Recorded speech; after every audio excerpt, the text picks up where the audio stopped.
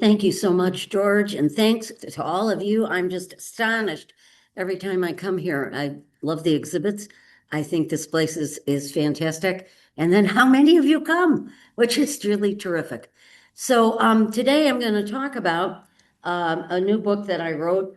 I have to be perfectly honest, I had no interest in this particularly until the publisher asked if I would do it. I was trying to write a book about women in architecture, but he wasn't interested. So instead, you're getting a book about buildings in architecture, and I'm very, very interested in this because as I and a number of other people who are sitting in the audience here, we lead tours about architecture, and so this is deep in my heart. Anyway, Chicago is known as the city of architecture.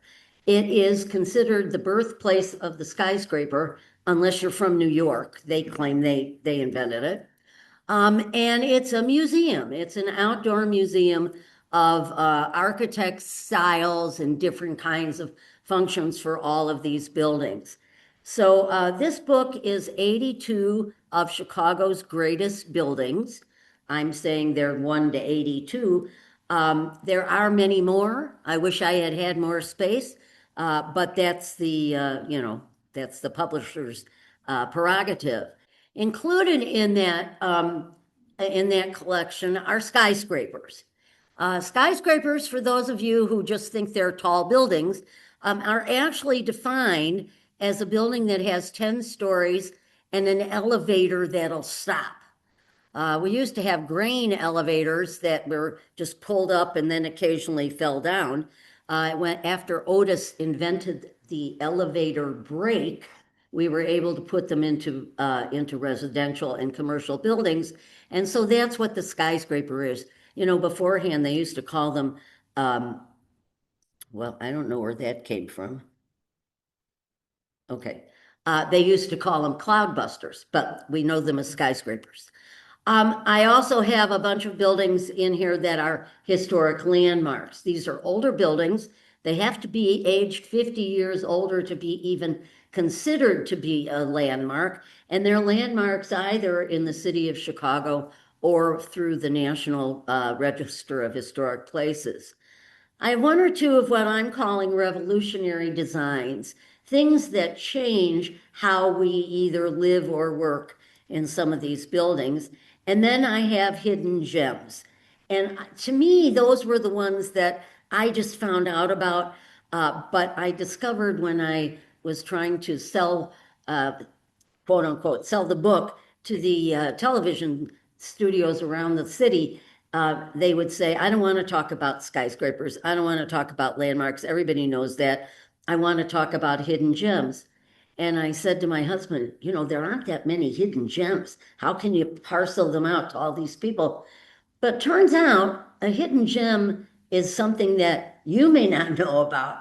I may know about it, but it's hidden to you. So there are a lot more of those hidden gems in there than I originally thought when I put the book together. I think you can know where we're looking at. The far left-hand side of the screen is the Aon building, opened as the Standard Oil building. It's what we call a modernist building. There are no angels floating around, no flowers, no applied ornament, flat roof. And it today is the fourth tallest skyscraper in the city of Chicago. The middle picture on the top is the interior of the Rookery Building, which is one of those historic landmarks with a lobby that has been redone by Frank Lloyd Wright. And on the bottom are the Rosenwald Apartments, which are a series of apartments that were built in the early part of the century originally for newlyweds, but for people to get started and to move on, it was the precursor to what today we call affordable housing. So what makes a building great? Well, a lot of these buildings have an adverb attached to it. It's real easy. They're the first, the tallest, the largest, the best of, those kinds of things. But then there are things that are not so obvious about what makes buildings great. It's the style that the architect puts into it. It's the nuance with he or she plays with the architecture. It's the aesthetics. And sometimes it's just the history of the building. The building may be a great building because of what it did in the role in the city of Chicago. And obviously, when you say Chicago's greatest buildings, these are mine. I suspect most of you would agree with most of them, but I just hold that ability to say these are the choices that I made.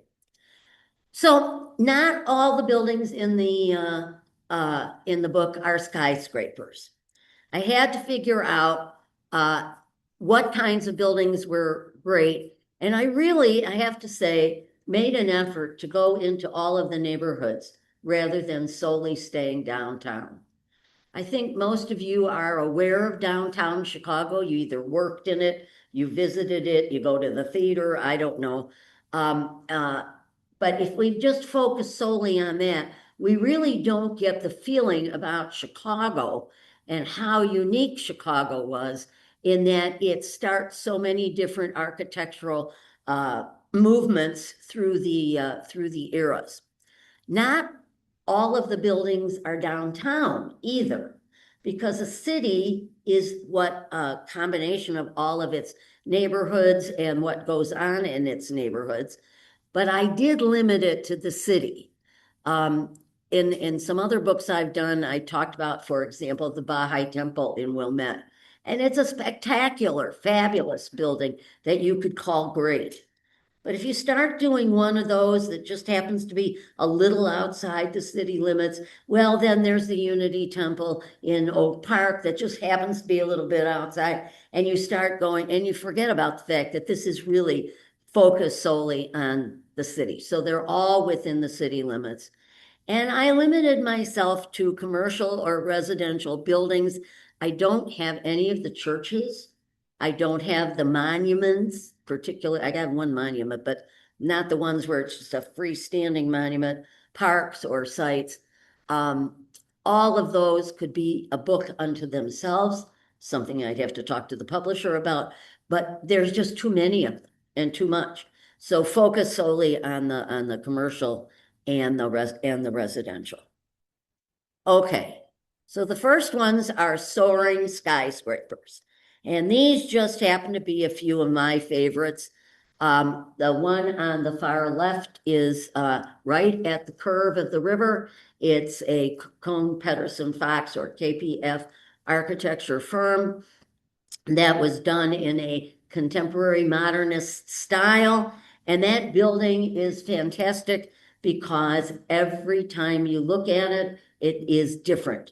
Depends on how much of the sun is on it, how much that you're where you're sitting in the boat to look at it, because this is a picture of that building from the boat and from a boat, the boat I'm on, obviously. The next building is Aqua, a 2009 Jeannie Gang designed building. It is a building with these unique undulating balconies on them that gives you the idea, if you tipped it on its side, it's like the river's running through it with a lot of rocks and outcropping. Standing straight up, it's a mixed-use building with condos on the top, apartments in the middle, a hotel on the bottom, the first Radisson Blue hotel in the United States, and commercial. There's a CVS and a lot of offices. The third one is a newer building, 2019. This is on the river, and that very minuscule, I don't have a pointer, wait a minute. This is the only part of the building that's standing on the ground. The rest of the building is being lifted up, what we call cantilevering in architecture terms. In other words, the building, like my arm is being held up by my shoulder and I don't need to have a post at my hand to keep it up. The building is being lifted up by some very substantial steel which they had to go to Luxembourg to buy. Anyway, and it goes all the way on up, and it's a very thin building.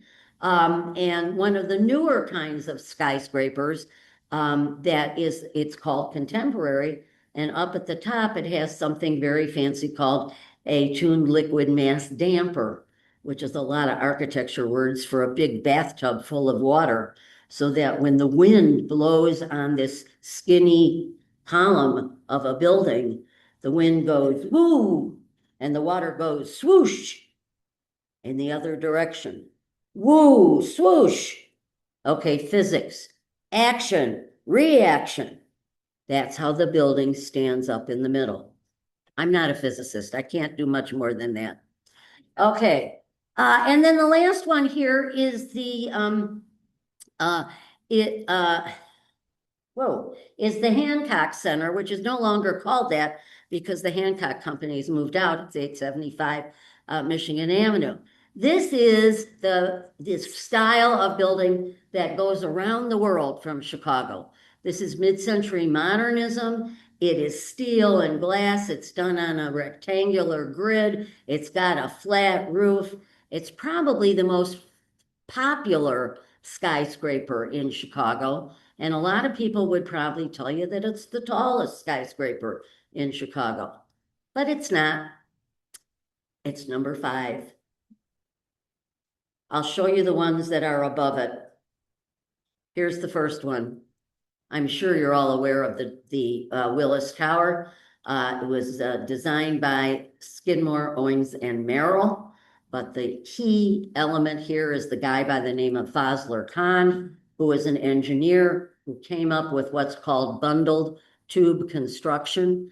There are 9 square tubes that are going up 50 stories that'll hold the building in space so it will not sway very much. If you go up to the sky deck on the 103rd floor of the Willis Tower, you'll see a little bit of water swaying in the toilet bowls, but you'll feel fine because they have kept the building from swaying too much. This building was the tallest building in the world for 20 years.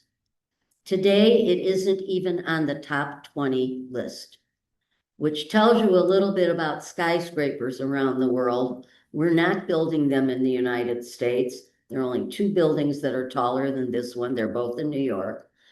Of all the rest of the buildings that are being built that are taller and taller are in either the Far East or the Middle East. And the only gratitude that we can say about this in Chicago is that it's our architects who are building them elsewhere.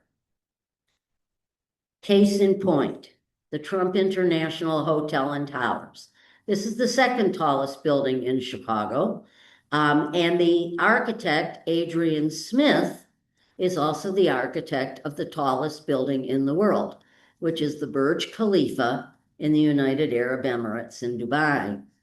And if you just take your mind a little bit, take this picture of the building and double it, put it on top of itself. That's how tall the Burj Khalifa is. And it looks very similar to the design of the Trump Tower. Not that he stole a design, it was his design to begin with, but Mr. Smith used very similar kinds of lines in this building. This building is a beautiful building that matches its neighbors. Those taupe-colored lines line up with some of the other buildings around it. It is a concrete core building, and that allows them to have a little bit more shape in the interior. The concrete core holds the elevators and the heating and ventilation and all that stuff. And then they have what they call outriggers. So it's very much like me standing if I'm the building and I have ski poles to keep it from swaying in the wind. Okay, the 3rd tallest building in Chicago is the St. Regis Chicago. And this is designed by Jeannie Gang of Studio Gang. If you don't know her name in the architecture world, she is a starchitect.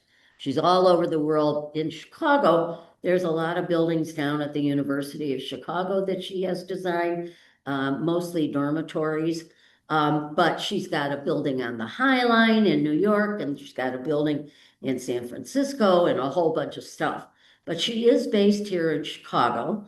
And this particular building, while it may be the third tallest in Chicago, is also happens to be the tallest building in the world designed by a woman architect. Yes. These are what she calls stems. And the two outer stems are holding up the middle stem, because the middle stem is lifted up and traffic goes underneath this building. It's right on the river. It is almost all condos with the exception of the bottom part of this first stem, which is the St. Regis. That's an upgraded Marriott brand. It's a hotel. So up on top of the first building, the first stem that you can see is where they have the fitness center and the swimming pool and the golf simulator and the library and the wine cellar and all the amenities that go with living in a building like this. And then the middle one, and then I'm sorry you can't see it on this particular view, but up at the top of the third one, maybe you've noticed, if you've seen it when you drive on Lakeshore Drive, there's a stripe around it, which is on the 83rd floor, and that is a blow-through floor to prevent that building from flip-flopping in the wind. Those are our top three, and this one in particular has been lauded by many architecture critics as being one of the most beautiful buildings of the 21st century. Okay, historic landmarks. You probably know these too. You probably know these TWOTOO. You probably know these two too, right? Okay, on the left-hand side is the auditorium building, which was designed by Louis Sullivan, who is probably the most famous architect that came out of Chicago after Frank Lloyd Wright. And the auditorium, the portion that you're looking at is along Congress Street, or what's called Ida B. Wells Street today, where the auditorium theater is. This was a unique building with a theater inside the building. The theater has astronomically wonderful acoustics, and the tower was built for the offices of Louis Sullivan, and also to prove to people that the building wasn't going to fall down. This is not a skyscraper that is built with steel. This is a skyscraper that is built with masonry, and underneath on this mushy soil that Chicago has, this building is floating on rafts. It doesn't go down with caissons. They didn't know how to do that then. And so it's sitting on rafts. This is 1889. The building next to it is the Roby House in Hyde Park.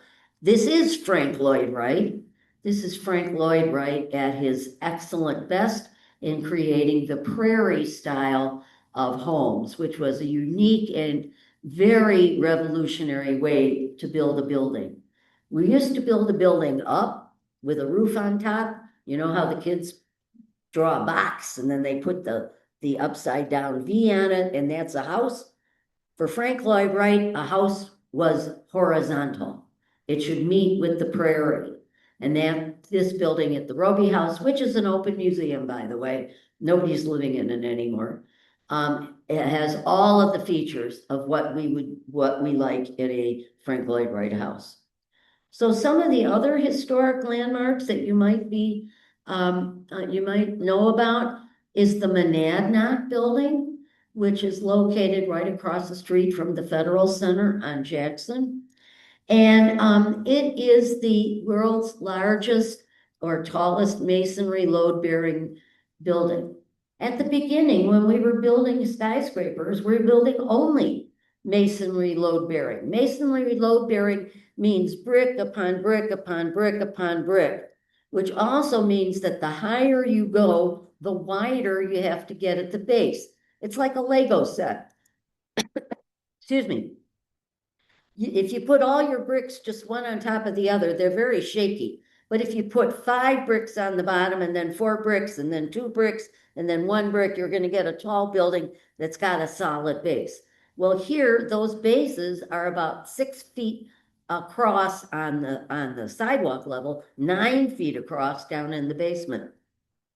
They couldn't keep building buildings like that because they were getting wider and wider on the bottom, and you didn't want to do that. So they started using steel frame. And the Monadnock, this is looking at the old north end by Burnham and Root. On the other end of the building, when they added an addition, Halliburton and Roche put in steel framing to make the building a little slimmer and thinner. This is still an office building. It's been totally redone, and it's a beautiful example of bay windows and what we did when we created these newfangled things, offices. Up until after the Civil War, we didn't have such a thing. An office, you owned, if you had your property like a blacksmith or a small tannery or let's say a water wheel, you lived around the block. You lived upstairs in the building, the store next door. Starting after the Civil War, when we really get to industrialize, the factories get bigger, they get dirtier, they get louder. The boss didn't want to be there. He wanted to be in a nice, quiet, clean office. And so we start building buildings where the offices are, where the bosses are, and that begins a whole slew of new jobs called stenographers, clerks, and typewriters. Typewriter is the word they used in the 19th century for a person who used a typewriter. Today we only talk about them as machines, but that was the name of the person. So women, white collar workers begin because we build offices. Offices are built so that the management of the factories which are lining the river the bosses don't have to go over there in the dirt and the filth. Okay, a third historic treasure is the Rookery. I mentioned this earlier. It's partially a masonry load-bearing building, but it's partially a metal frame building, just like the other one. They're still playing around, trying to figure out what they want. But the most important thing about this building is the interior, this staircase, the lighting, the gold in the cross beam. All of this is Frank Lloyd Wright. Interestingly, when a lot of foreigners come to Chicago and they say they want to see Chicago architecture, they're in the Loop, they're staying at a hotel, they walk up to the Architecture Center and say, where can I see Frank Lloyd Wright? And you say, you don't. Frank Lloyd Wright didn't build buildings in downtown Chicago. He built homes. They're out in the suburban area. But this is the one place you can send him because he redid the interior in 1905. The interior that Burnham and Root had done was a little dark, and he upgraded it, particularly with all that gold. It's a very favorite place for weddings. Lots of people like to get married there. Okay, the last one I think I have in this category is the Sullivan Center. You don't know it as that. You probably know it as Carson's. And it isn't even that today. It's Target. But this is the Sullivan Center. Louis Sullivan designed it, and he designed one of the first, what we would call a modern department store. And what does that entail? Well, it entails having columns as far apart as possible so you can put your goods out. You used to go to a general store, you say, I want a pair of gloves. And they'd hand you a pair of black gloves. That's what they had. When you went to a department store, they would have tables of gloves. You can flip through the gloves. You can decide you want red gloves or green gloves or polka dot gloves. That was the difference between a general store and a department store. Now, obviously, Marshall Field was the first one who did this in Chicago. You all know Marshall Field because he was a Lake Forest resident. But Carson's comes just a little bit after that. And the people from the Carson's store actually lived in Glencoe, so very close. But anyway, these stores set up along State Street. Ultimately, we had 7 of them. They called them the Seven Sisters. And it revolutionized retailing and how we present goods to people. Now, today, we're in a whole new era, and we're not seeing so many retail places. In fact, they were very successful in saving the Sullivan Center by getting Target to go in, and Target agreed when they leased the space that they would keep all of the historic structure and the interiors as well as possible. So they're a very good tenant for that particular site. Now, I mentioned that there are two major revolutionary designs, and both of them have to do with how do you live. Until the turn of the last century, again, houses were, they looked like boxes. They went up one floor or two floors. They had some kind of gable at the top, and they had an attic and a basement, and you ran up and down the stairs. And some of you may still be living in those kinds of Victorian houses. They're beautiful and wonderful. But at the turn of the century, the United States was looking in terms of trying to find housing for a new middle class that was emerging, and maybe not as many steps. The whole concept of the bungalow comes from India, where a bungalow is a unit of living with a porch all the way around it. That concept was brought to California, where they use the term bungalow for a house that has a porch that kind of sweeps 2/3 the way around or is in the front. That concept then comes to Chicago. Our weather didn't lend itself to sweeping porches and all of that. And so what you get is what you're looking at here, which is a Chicago bungalow. 1/3 of the city of Chicago dwellings are bungalows. We have 63 special bungalow historic districts in the city. They are in swaths like circles around the outside. This one happens to be one of the earliest. This is on the South Shore. When we were getting ready to do this book, my husband, who takes all the pictures, said we should go look at the bungalows in South Shore because that's where he grew up and they would really be spectacular. Well, they're not really spectacular at South Shore, but they are Richard's favorite and in his heart. If you want to see spectacular bungalows with a little bit of difference in the style, the best one to go to is Rogers Park, where they have a lot of different kinds of bungalows. But in general, a bungalow is a 1.5 story housing unit, sometimes with an attic, and sometimes the attics are pushed out like this one was to give them extra space. They have a porch, but it is minuscule in terms of the California bungalow or the Indian bungalow. It's here on the right-hand side of the building. But instead of having the porch, they have the sunroom that is sometimes square like this, sometimes a bay window, and all of that then lets in the sun and you get the same idea. Most bungalows do have basements, and you can just see them on a street where there are whole slews of bungalows. And they'll be a little bit different, each one of them, so you can know which one is yours. But this was a way for the middle class to get started. They have 2 bedrooms, 1 bathroom, living room, dining room, kitchen, and the sunroom. Okay. The other revolutionary design was the design for the high-rise living. And this is 860, 880 Lakeshore Drive, or actually I should say DuSable Lakeshore Drive. That's the full name today. This was designed by Ludwig Mies van der Rohe. Mies came to the United States when the Bauhaus School of Modern Design in Germany was closed, and the Nazis said, this is all decadent art.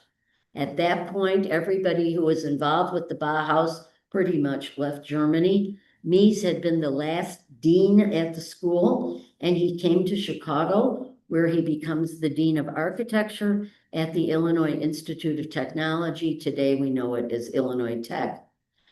When he got together with a developer by the name of Herbert Greenwald, the two of them decided that people could live in high-rise apartments in this modernist style.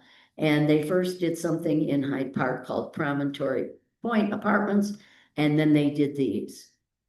Now, I know when you look at these buildings, you're going, I've seen this all over the place. Everybody's got buildings like this. What's so special?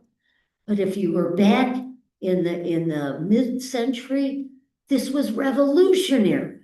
Nobody had ever seen anything like this. Nobody knew what they were talking about. And as a result, this does become ubiquitous throughout the world. We get buildings like this all over. They are not inexpensive, but they are very cost effective because you don't have to order any custom made materials. The materials come right off the inventory. They are easy to assemble. And quite frankly, if you wanted to, like an office building here, you could put anything you want in them. They're not designed, their function is not shown by what they are. They could be a bunch of dog washes in this building, but they are apartments and they're all done really well. There's a couple of things about the early ones. This is 860-880. There are funny stories about the fact that Mies did not live here. He lived in the neighborhood. He lived 2.5 blocks away in a building that was built in 1920. And people said to him, what are you doing in this old building when you've got a brand new gorgeous building? And he said, I don't want to be in that building. I don't want to hear all the complaints. I don't want them to tell me what's wrong with it. And there were some complaints because, among other things, even to this day, you can't have a washer dryer in the unit because the pipes aren't big enough. And at the beginning, there was no garbage disposal.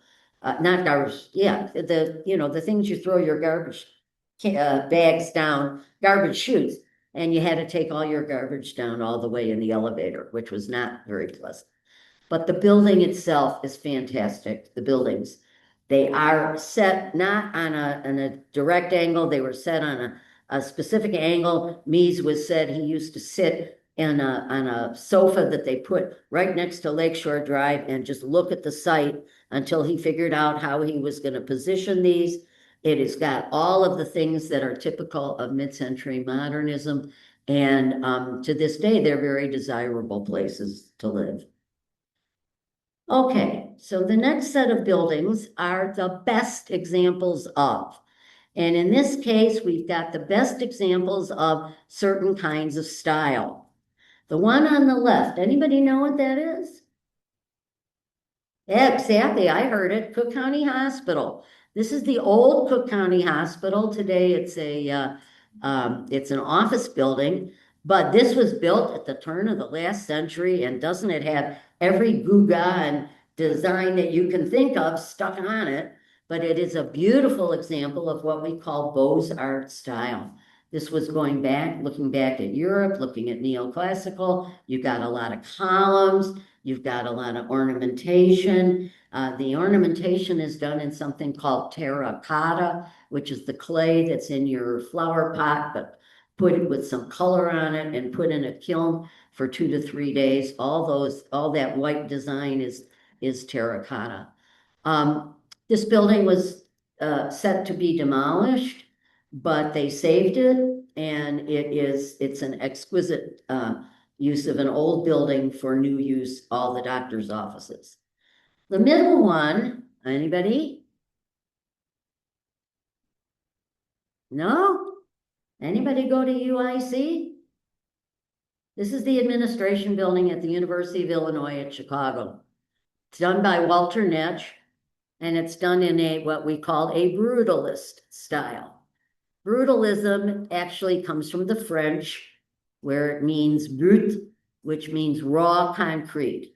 The concrete there has not been covered or anything. The whole campus actually was built in this style when they put up that campus. And almost immediately, everybody went, oh, it's terrible. We can't stand it. And you probably don't even see it today because the university has done its damnedest to put all kinds of buildings around what was initially the campus. And you see all different kinds of buildings. But the administration building, because it's so high, you can still see it.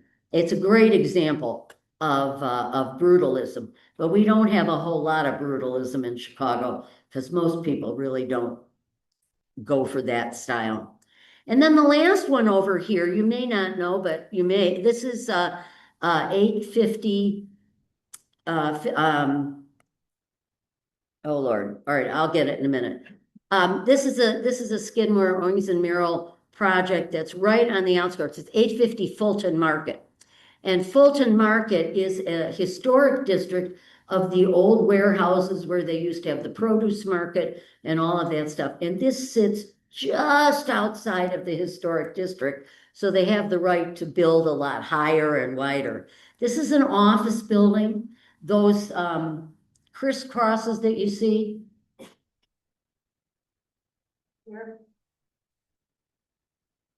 Those expand and contract with the heat. That's what keeps the building straight and up. It's they've got balconies on all of those inserts and a lot of foliage and stuff. It's a sustainable building. They've got a rooftop garden. It's an office building, but it's a new office building. It's contemporary, one of the best styles of contemporary that we have. Okay, so best style. This is the Chicago Board of Trade. It is the best example of Art Deco styling. Art Deco generally is your eye goes all the way up on the building. There's nothing horizontal to stop your eye from going whoosh all the way up to the top. In this building, there are a couple things that stop your eye though on the way up. The building was designed by Halliburton Root, but the architecture, the architectural ornamentation was done by Alvin Myers. And this is, there are two figures there.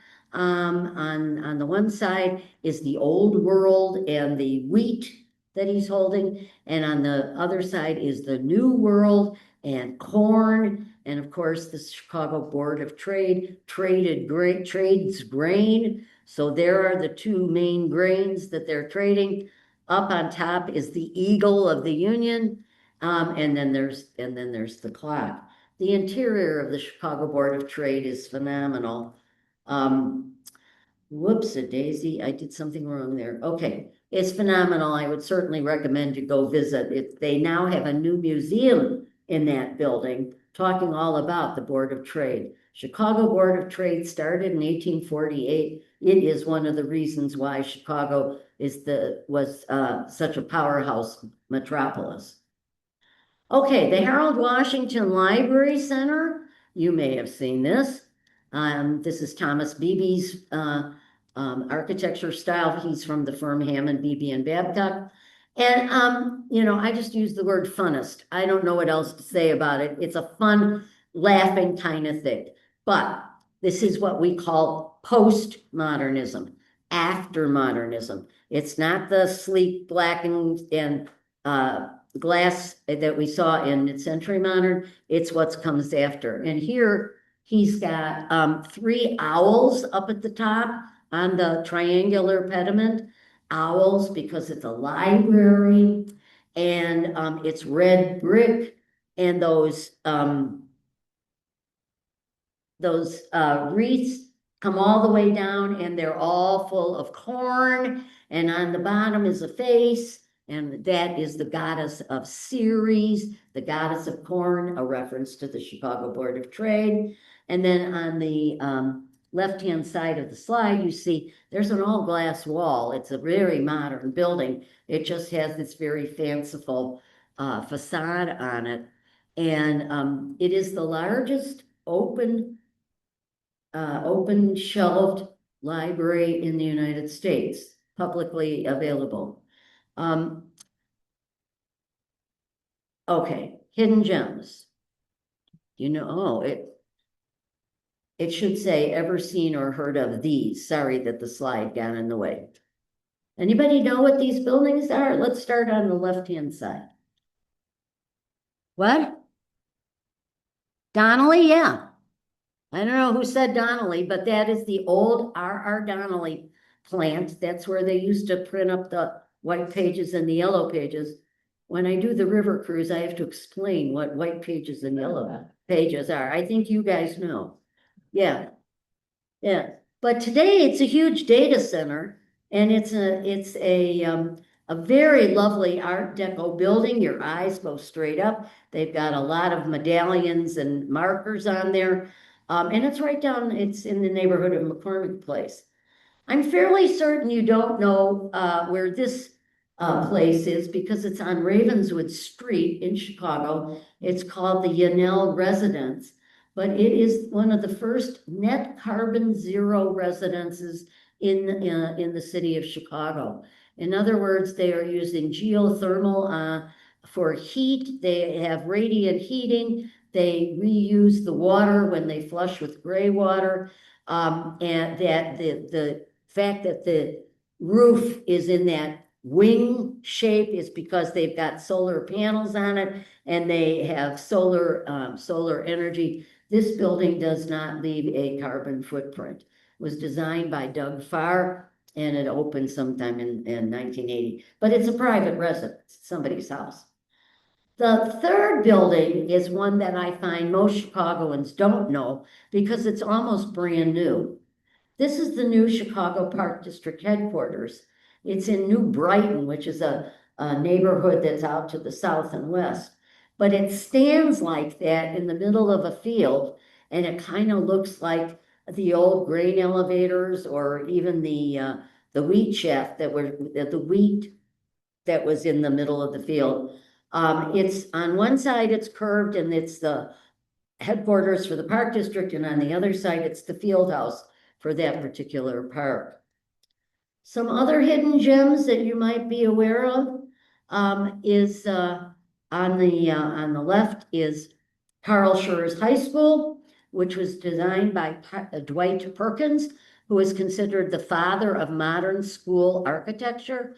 It's a place where you have more emphasis on making the pupil feel good about being there and ready to learn than making it look for something for the teacher. This particular building has a twin in South Shore, Bowen High School. There are two of them in the city. This one is on the National Register. Bowen is not. And a lot of people have said that has to do with the geography. This is in a white neighborhood. Bowen is in black. I can't say to what. The other one is in Bronzeville. And Bronzeville is that area where blacks settled in the at the early part of the Great Migration. This today is a public library, but look at that gold and black design. That's Art Deco design. It's the Bee Public Library. The Bee was the name of a newspaper that was run in the neighborhood during the 1920s. And then there's this one. Everybody know the Spurtis? Crook and Sexton Partners are the architects. They're out of Northbrook. This is something that you put inside a whole slew of buildings that's called the Michigan Avenue Historic District. What do? Do you imitate what's there or do you complement? And these people chose to complement. It's a beautiful building. It doesn't go out any further than the old buildings, but yet it's all done in glass. And then here's the one I mentioned about the Elks National Memorial. This is an architect I've never even heard of. I'm not sure I'm pronouncing his name correctly, Edgerton Swartop. But inside this building is a magnificent rotunda. This is open to the public, folks. You can go down and see it. They open at noon every day. You can go down and see it anytime you want. But it's just filled with all kinds of art and sculpture and everything. And it was built originally in 1924 to honor the veterans of World War I, but today it honors the veterans of all wars who were Elks, which is a charitable or organization. I keep getting that thing because all right. And then My last one is the Northeastern Illinois University El Centro Center, which is done by a Hispanic architecture firm, JGMA, and came up in 2014. I bet you all know where this is because you drive on the expressway, and if you go one way, it's yellow, and if you go the other way, it's blue. And it's called the El Centro Center because the university is using it for both classrooms, which do not face the expressway, they're on the inner side, but they're also using it as a community center for that community. That was the aim of the building. And so it's got a dual purpose. And it's really a fabulous contemporary design.